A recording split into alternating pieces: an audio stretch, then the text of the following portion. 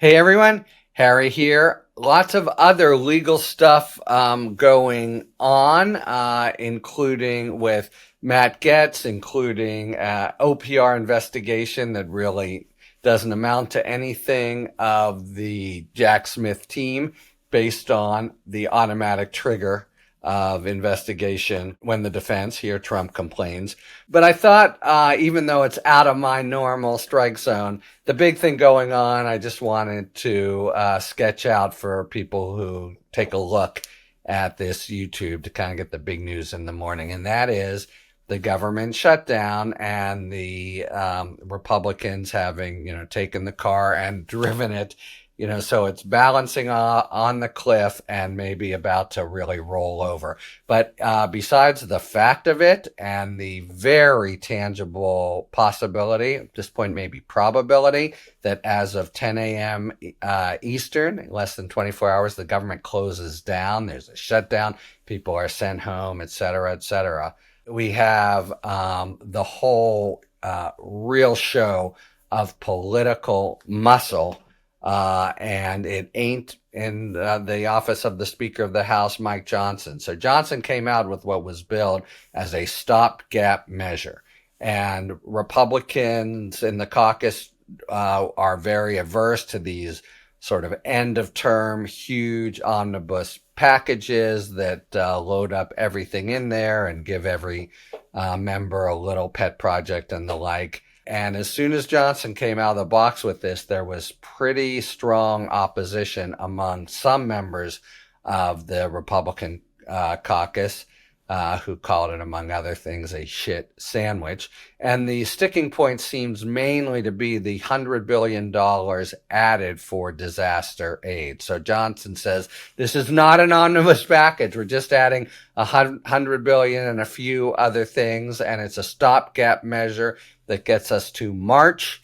And it's on Biden's watch. And then come March 14th, we will unveil our true Republican Trump spending bill and get to work is the notion. But in the interim, over a couple days, the president of the United States, the good friend of the president-elect of the United States, Elon Musk, trashed the hell out of the bill. Said anybody who votes for it should be ousted from Congress in 2 years, actually called it criminal. He loves to throw that term around and knows, nothing about criminal law. And his buddy at the department, the newly minted, I think not even actually established yet, Department of Government Efficiency, Vivek Ramaswamy, did the same. And Trump also, less vehemently than them, was opposed to the stopgap funding bill. So Johnson caved. And as of, he tried to hang in there. He tried to defend it. But A, he caved. And B, Republicans hate a loser. There's now sentiment brewing. Some people have actually declared, I don't want him as speaker anymore. We're going to vote against him when this comes up again. So his job was made to be imperiled.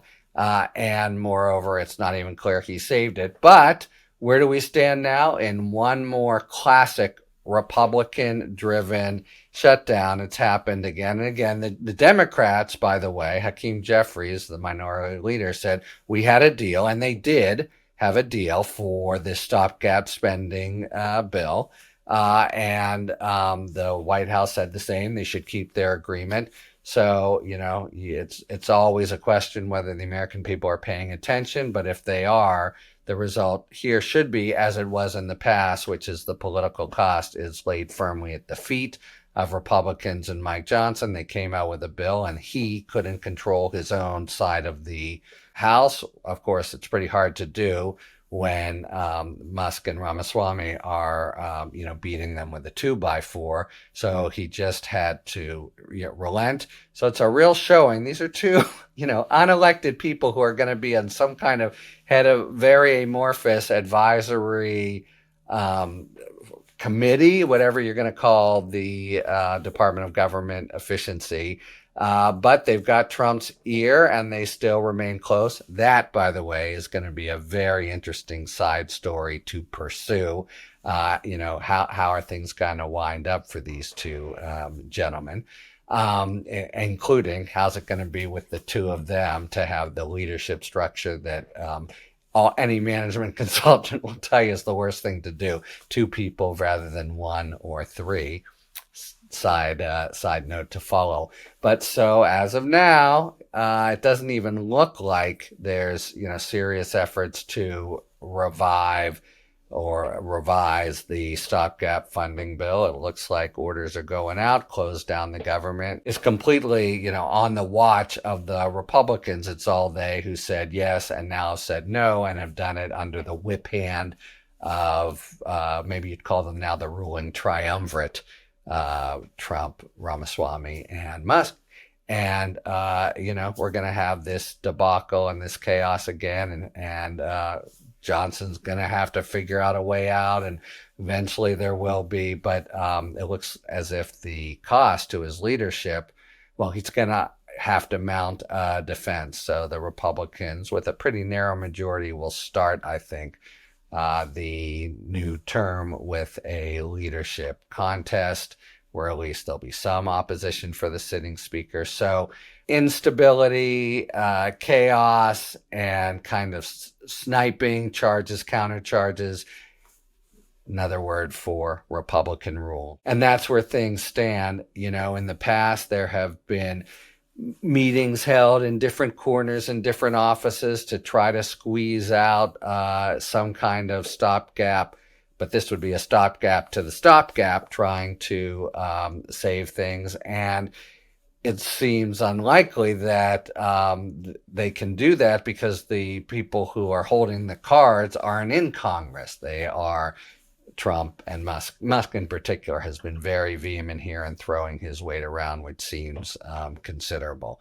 So it's looking like government shutdown number, I don't know, what is this, 4 or 5, and brought to you as the previous ones were by the chaotic Republican caucus, and there will be some fallout. This is the gang that has majorities in the House and the Senate and Trump, and they, in this very important budget process, can't shoot straight. So we'll follow what happens, but very possibly as of tomorrow morning, our government is just shut down. That's a concept that can be hard to get your head around, but by now we've learned that life goes on and they figure out some way of papering it over and lurching to the next deadline, which looks like it'll be after Trump takes office. Talk to you later. Thanks for tuning in. If you enjoyed this video and other Talking Feds content, please take a second to like and subscribe. Talk to you later.